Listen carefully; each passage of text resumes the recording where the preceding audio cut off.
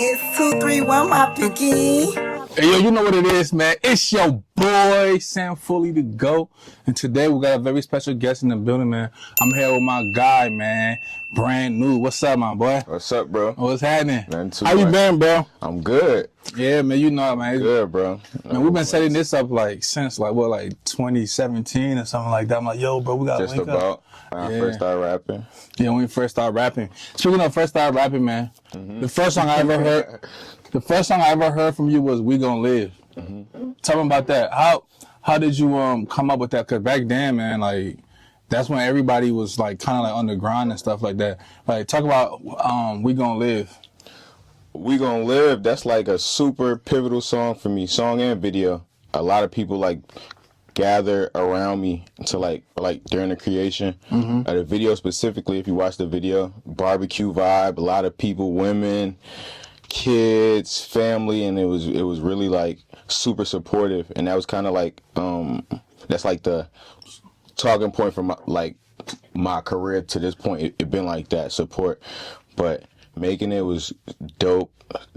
One of the few songs I almost cried when I made it. Even in the video. Yeah. I seen a lot of familiar faces in the video. And some people gone in that video that's passed away. Yeah. But yeah, We Gon' Live is a dope record, bro. Yeah, it's close to the heart for Me sure. too, man. I fuck with that hard, man. Do you remember the first time we met? Middle school, I think. Yeah, and I can tell you the story how we met. How we meet? So I was on Kennewood, right? Yeah, okay. I know you were saying.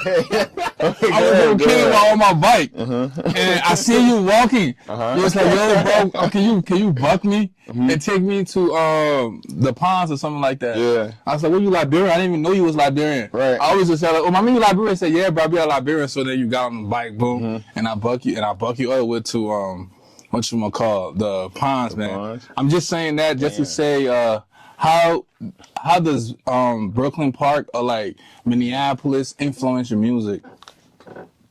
It molded me, really. It molded me, and it's probably very few people in the city that done touch more parts of the city than me.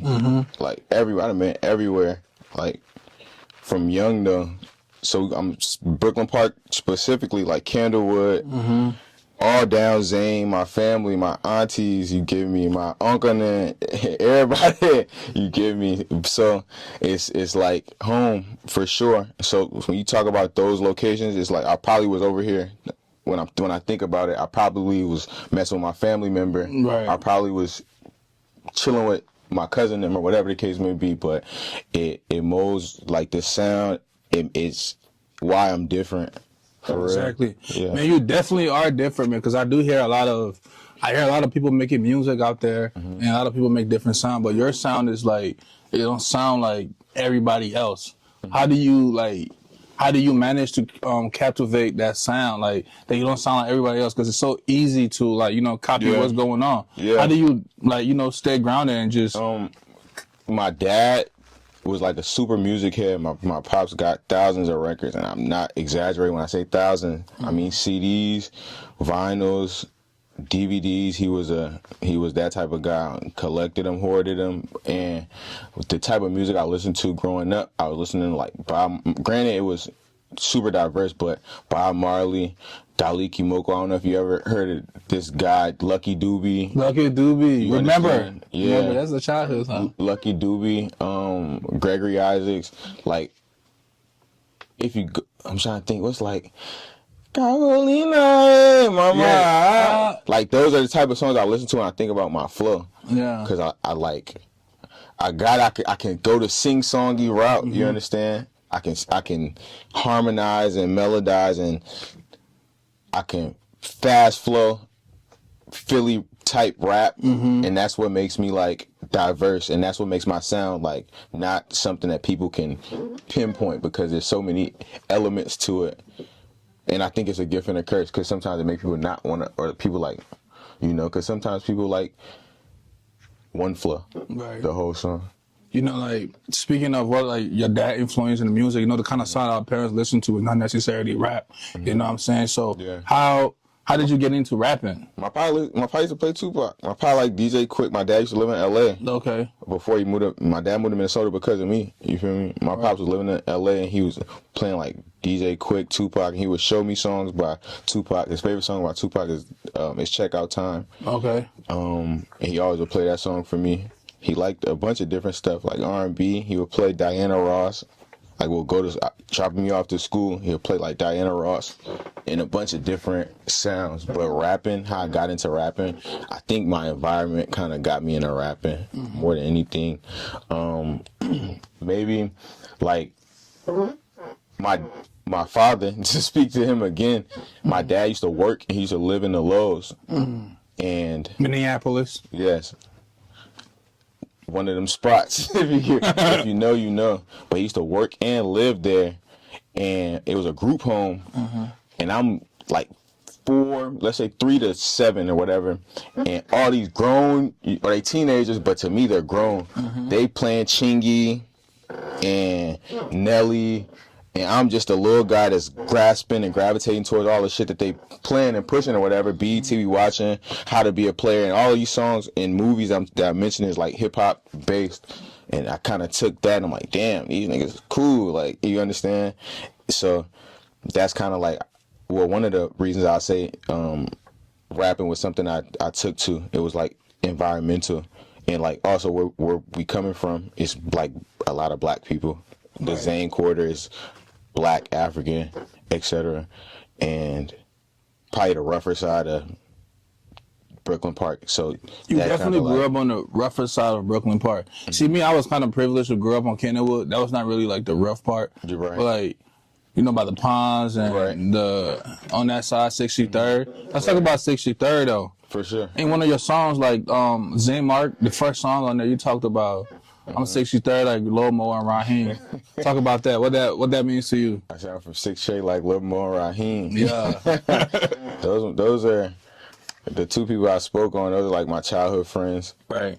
And that's like the area, 63rd. Even though the Zane Mart is the project and Zane is a street that's going a certain way, but 63rd is going the other way. Yeah. So it crossed. You feel me? 63rd is this way. T intersection. The T intersection, exactly. And I sound from the whole 63rd, even the Brooklyn Center side. Yeah. You understand me?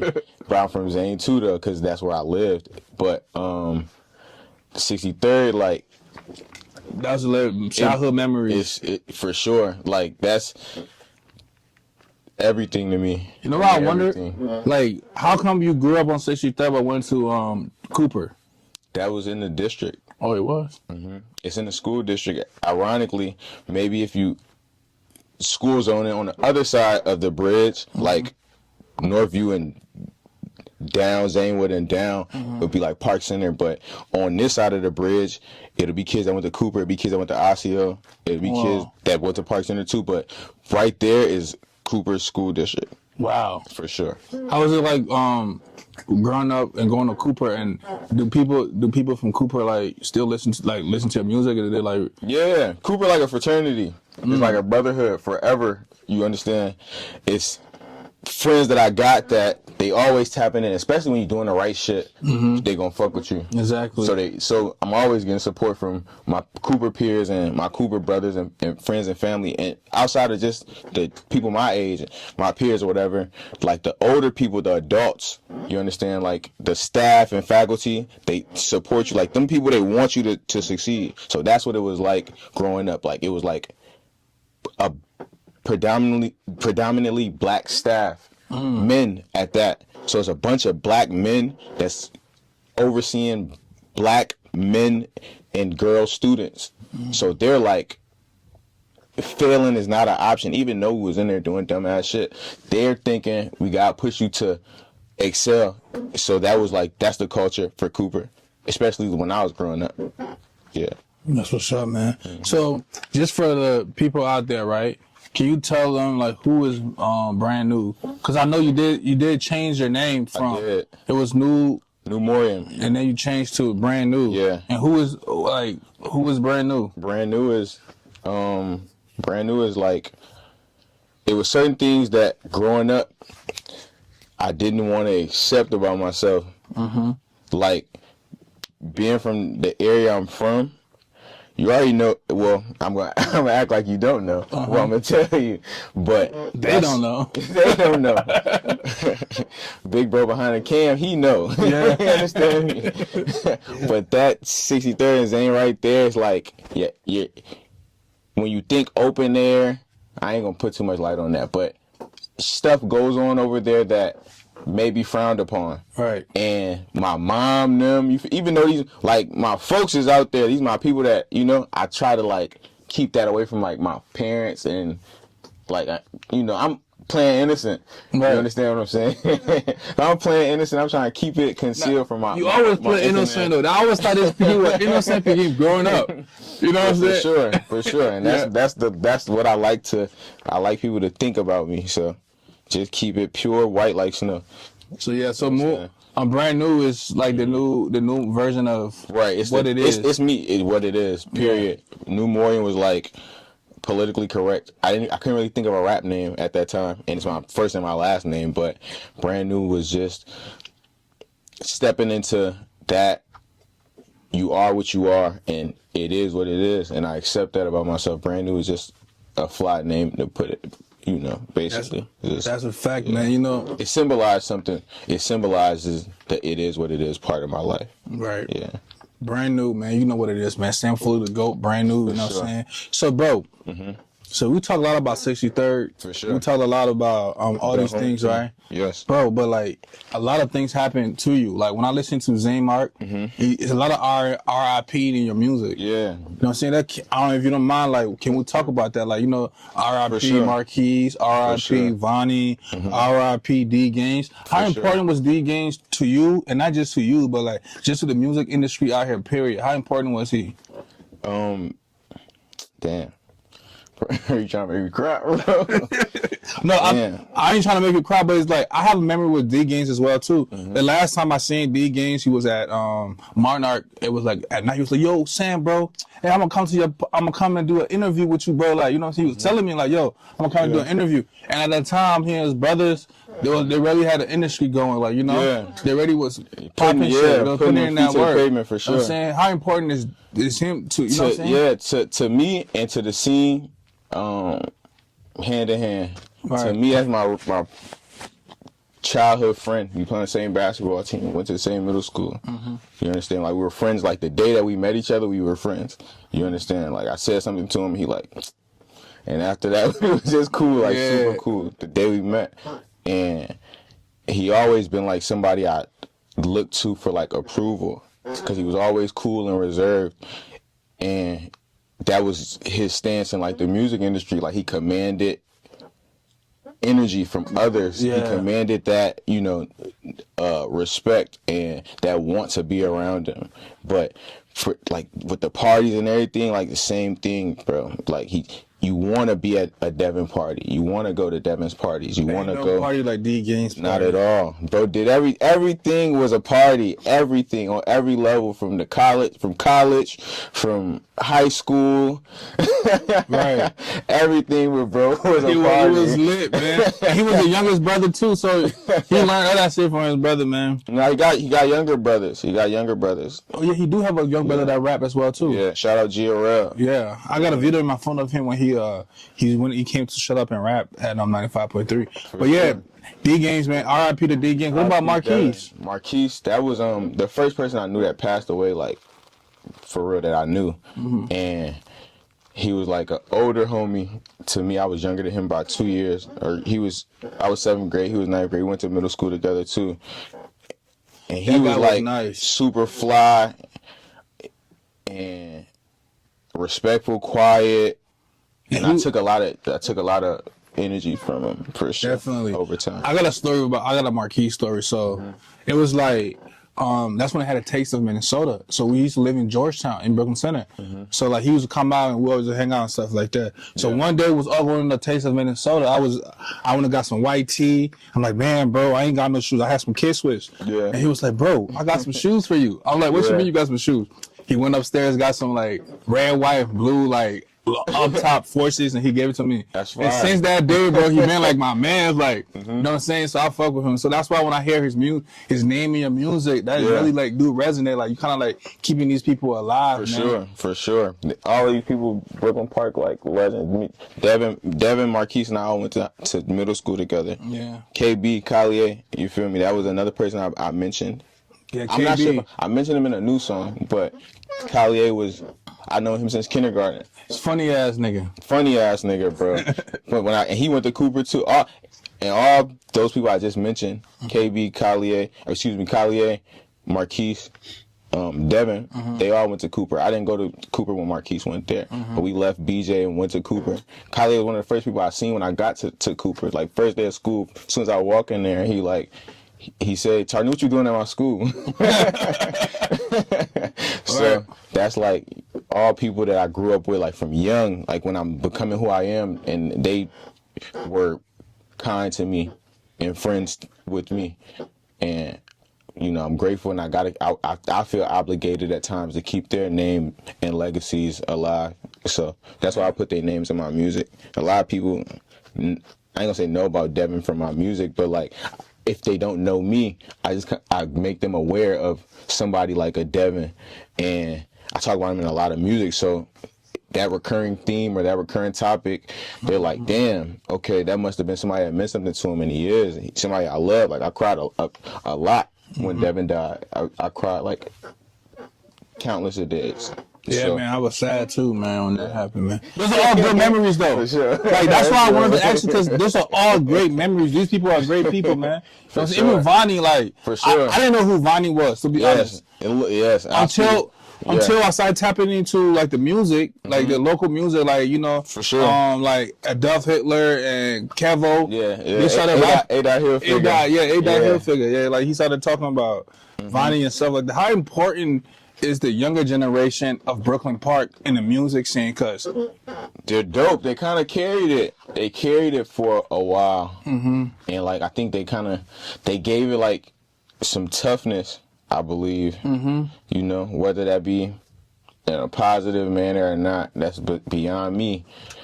But I say positively, they gave it some toughness that was well needed. Like, all right, don't, like, you know, just kind of drawing a line in the sand, like, don't play with them, which is understandable and at times needed. Now, all the extra stuff that come with how the youth like push. You say something to me or you even speak on me negatively, then, and it's not saying that A-Dot and them do this. I'm just talking about the recurring theme within like the younger generation and how they deal with problems. That's like another thing. But you have to, as a man, you got to be willing to say like, all right, don't cross this line. This is bottom line, and it will be a consequence for whatever the case may be. And I think that was their disposition, and that made people like tapping like, damn, what's Zane? What's that? I swear I seen statuses back in the day like, what's Zane? So what's 73rd? Because we're coming from a side that's right there by the city. Like we're on the literal outskirt, 5 minutes away from the city limit. Yeah. And people don't know because they won't, because this is not technically grouped as the north side, right? Specifically, so when people come out here, right? Hop on the 724, for sure. Minneapolis Hype 231 TV. He's on the vibes, man. Hey, yo. So, what would you tell anybody who haven't been to Brooklyn Park? Like, what would you tell them? Like, Brooklyn Park is? I'll tell them, food. You can find food. Great diversity. A little boring. A little boring. It's what you make it. Right. It's what you make it. I think people can see outside of the BP radius more, and they can see themselves going further places with people kind of breaking the mold, like doing sports, et cetera, et cetera. Amani Hooker playing for the Tennessee Titans. Right. His big brother Quentin Hooker playing basketball overseas, and there's a list of other names. Not to get into naming people and I forget or whatever, but it's possible now. Yeah. So it always was, but some people had to break through the resistance to really say, all right, let's go. Let's all come on and go. Right. So. Speaking of breaking out the resistance, right? Like, man, I feel like you kind of broke out the resistance too, as far as like your music career and the kind of features you have on your project, your last project, Zane Mart. You had one of my favorite rappers from Philly. Yeah. I don't even think you knew that, but you have Curl on your album. How did that connection come? Core was somebody I was listening to. My little brother was putting me on the Core, like 2017. And he was like, bro, this dude named Core. He got this tape with Dave East. He was just, and I heard of Core like 2014, but I didn't really listen to him. But my little brother, like, and I listened to him, but not recurrently. But when my little brother put me on, I was on it. I'm like, damn, this nigga crazy. So 2017, I was fucking with him. He was in my rotation, became one of my favorite rappers early, like super quick. And from there, like, I was just rapping. I wasn't thinking about, I think I didn't have a mind state of like doing big shit. So when I was rapping, I was cool with what I was doing, but I didn't really see myself expanding in no way, shape, or form. And financially, I got to the point where I'm making cheese and I'm seeing different things and I'm going different places. And he was somebody I'm like, damn, I would love to connect with, and I can do it now. So I ended up reaching out to his homie Juan. Shout out Juan, bro. Shout out Juan. Good guy. And he made the connection. I ended up going to Philly for my daughter. My daughter was out there, so I went out there, spent some time with my daughter, or did that and then spent some time with my daughter. So I was killing two birds with one stone, and we locked in from there. That was February 2022. Right. What's the first song y'all recorded? It was a song called. That was on. It's on Zane Mart. It's on Zane Mart. The first song that we recorded is called Warriors. So it's on my Warriors. That's what I was going to So get my to. second project, Truths was the third song, but it was the first song I put out. Yeah. So yeah, that was the first song, but the other song was the first one that I put out to the public. You know, I think it's kind of smart of you to link up with him because you guys are unique in that way. Like your sound, you don't really sound like nobody. I don't know if I know a rapper who sound like brand new or like, you know what I'm saying. Yeah. Even when I first listened to Kurt's album, it's like, yo, who is this guy? Like, he sounds different. You know what I'm saying. So I think that was great, man. Yeah. Like that Philly connection. So what that means for like a guy from Minnesota, from Brooklyn Park, you know what I'm saying. You could have got like one of these rappers out here in Minnesota on your project, which you did. Right. But like for you to like, you know what I'm saying, reach out and get outside of this box, what that means to you? It means a lot because a lot of times people here don't respect something unless other people respect it. Right. And granted, Core and I's relationship started on a business relationship. Right. However, now we chop it up occasionally. He'll send me like words of encouragement from time to time. And I think with that being like our relationship now, that goes to kind of speak to my craft more so than anything. And there's been like specific things he told me about my craft that I'm like, all right, I'm on the right path. I'm doing it the right way. And people don't usually respect it until other people start to respect. It's like a girl that everybody think ugly. When she start doing something that look cute, and a male also, vice versa, when they start doing things that people deem attractive, or one or two people like, oh, that girl, she decent, then other men like, damn, I think she's a prize at this point, right. Basically. So they got to championing me in a different light when I was going outside and making moves. That's what's up, man. Yeah. So this whole project, Zane Mart, you know, what was the creative process throughout this whole process? You know what I'm saying? Because Zane Mart is a cohesive body of work. Yeah. When I say cohesive, I mean like the topic matter, the beat choices, even comes down to the features. You know what I'm saying? So what was the creative process, you know? Because I'm pretty sure it was a little bit of pressure creating this because it's like kind of like your baby. Yeah. It was super experimental. A lot of those songs I recorded myself, and the project before, Nude, I was working with Derek Branch on most of those songs. Derek Branch recorded my verse on the song Truths that Core and I are both on. He recorded my verse to that. He recorded damn near the whole project, the first project. And he fell back from recording, And I was like, I don't trust too many people to make music with. So I tore my ACL, as you can see. I just got surgery 3 weeks ago, but I tore my ACL 2023. And at that time, it was like 10 months after my first project had came out, but maybe a year since me and Derek had worked together. Right. So that's a year without making no music.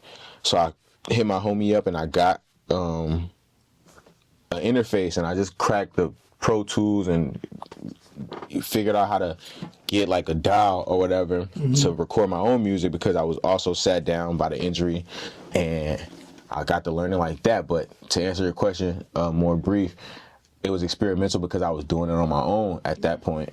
And with me being a front runner on engineering, I don't got no experience doing none of this engineering work. It was like sink or swim. I mean, basically. YouTube University is the best university, right? For sure, but I ain't let that's too much looking and reading.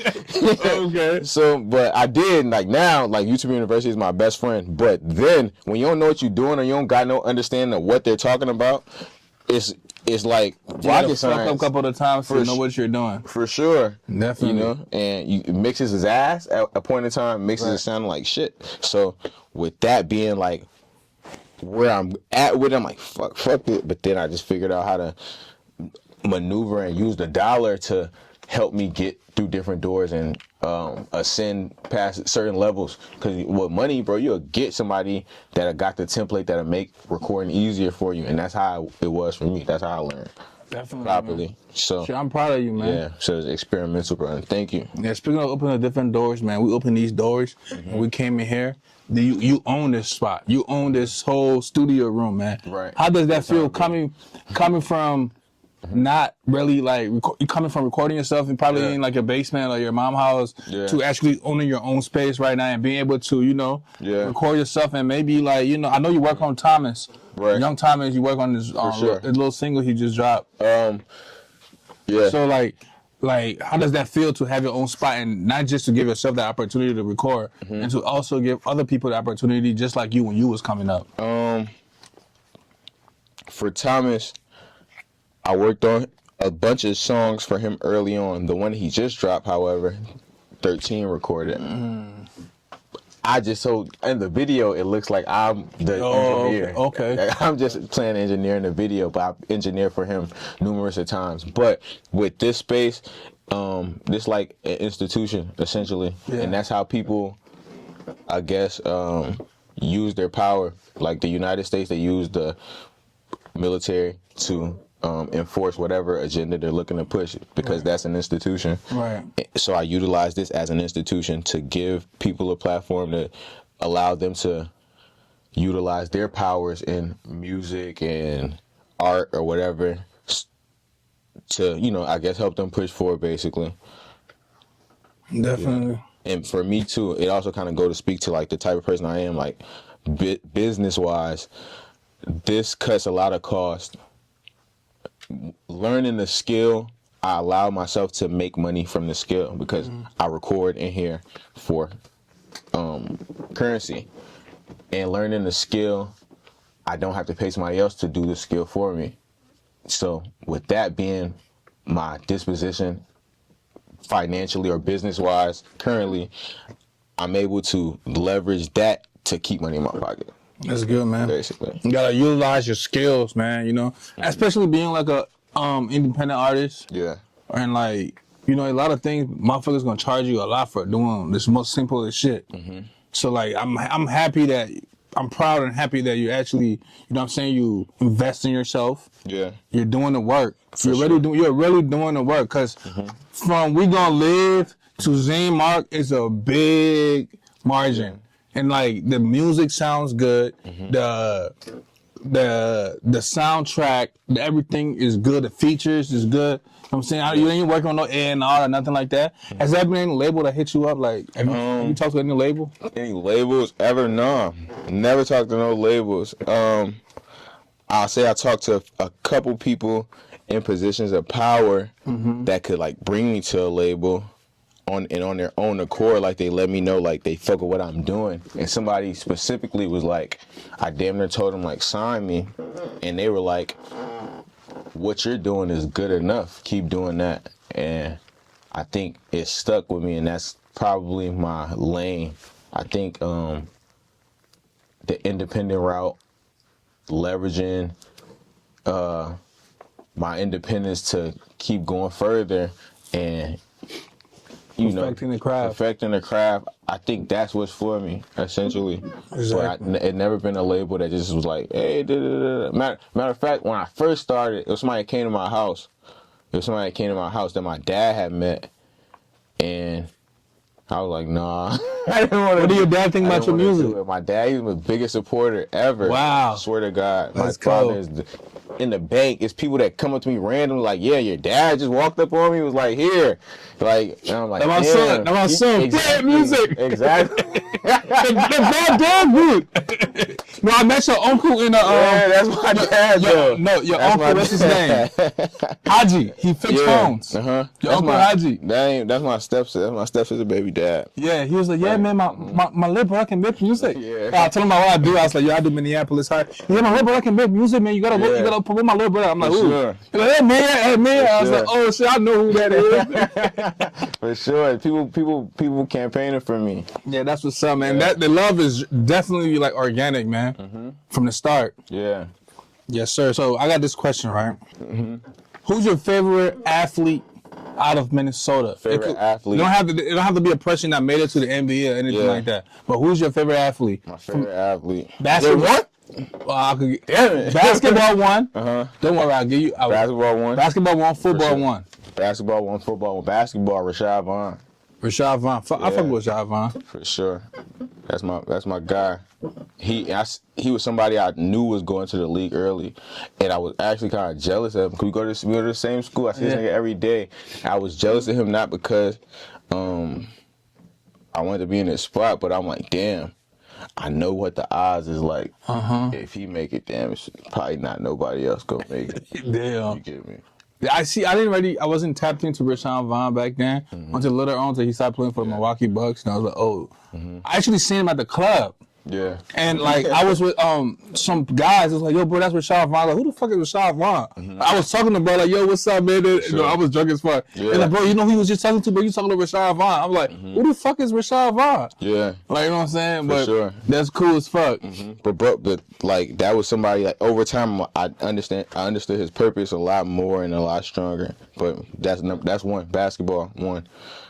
And he's got a farm too. I follow him on the gram. Yeah. He got a farm. He does a little farm thing. He's doing healthy stuff. For sure, yeah. Shout out Rashawn Vaughn, man. I like what you're doing. And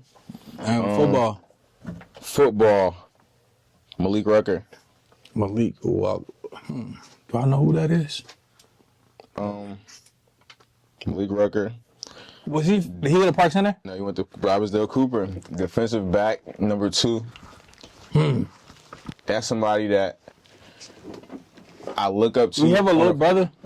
Yeah, he got a couple little brothers. Oh, okay. Got an older brother. He went D1, went to Iowa. Okay. That's somebody I look up to personally. Always have. Like, I used to show my dad like all the offers he was getting like in football. Like, Pops, it's my friend from school. Like, and really like champion everything that he was doing because he was one of those people that stayed on the right path. Like, Cooper it got crazy at times. Like, and it was a lot of like, I'll say this. No, Cooper was a melting pot of different people there from different places. For sure. It was like over north, over east, over this, Brooklyn Park. Everybody just not one melting pot. Yeah. And like at the time I was going there, it was like a street influence, and he was one of those people that you couldn't even confuse him with nothing. He was so focused on like sports that it made me like look at him like an honorable individual, and football, like that's my guy.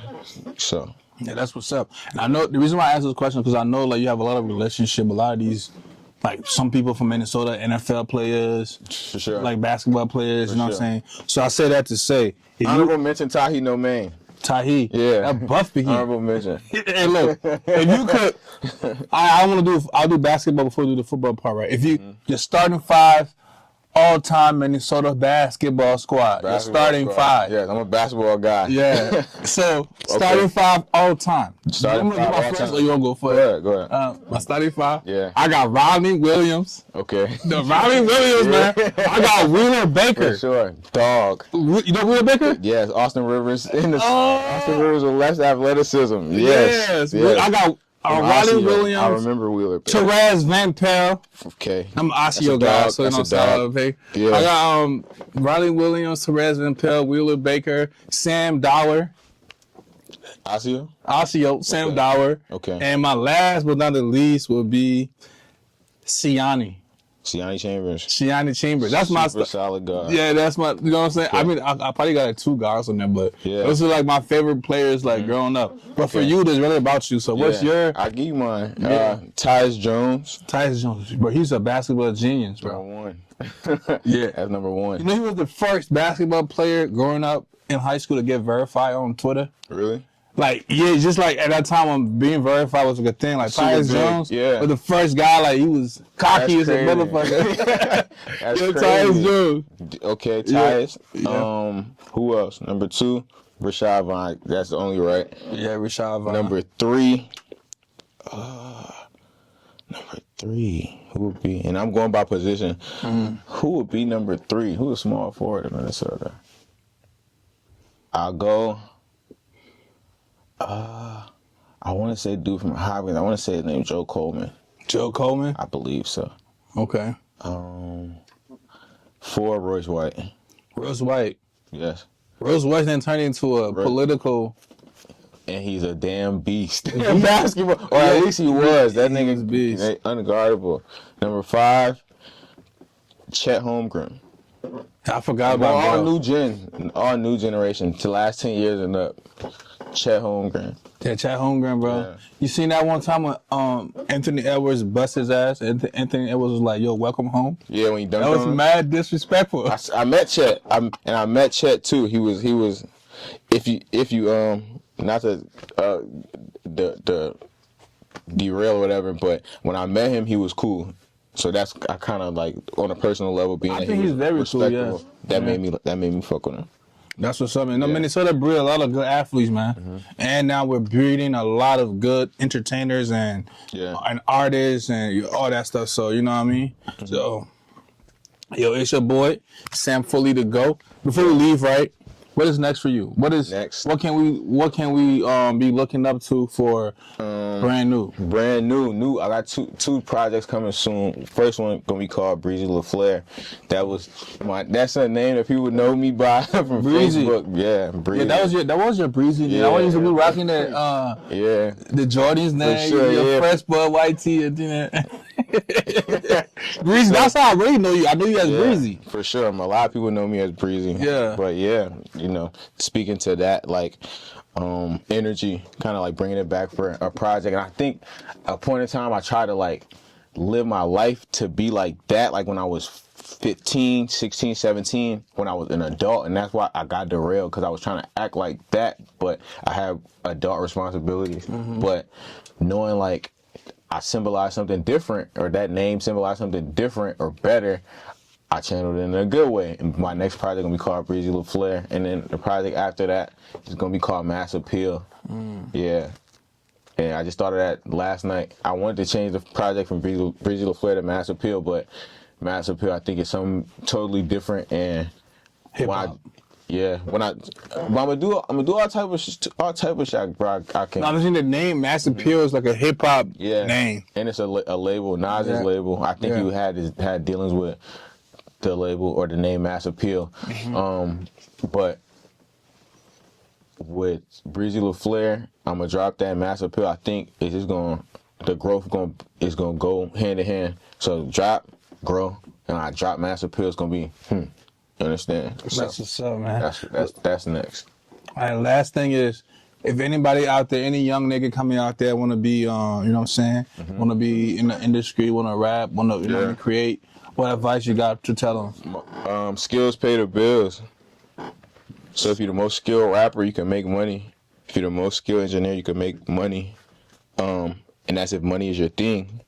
I'm a business guy. I like the numbers, so that's what I be thinking about at the end of the day. Like Nipsey said, you know, tickets sold is cool, but what's the gross? Right. And that's kind of my thing. But if you're coming up, you're going to have to sacrifice to get to the next level. It's going to take a lot of sacrifice. It's going to take people relearning you and re-knowing you at the end of the day. So be ready to become a different person. For the better or for the worse. It all depends on what you going for. So... Wait, that's what it is, man. It's your boy, Sinfully the Go. Yeah. We got our boy brand new, man. Thank you for having us come to the studio, man. Really doing this shit, bro. I appreciate it. Yes, sir, Ski. Appreciate you. Thank you. It's 2, 3, 1, my picky.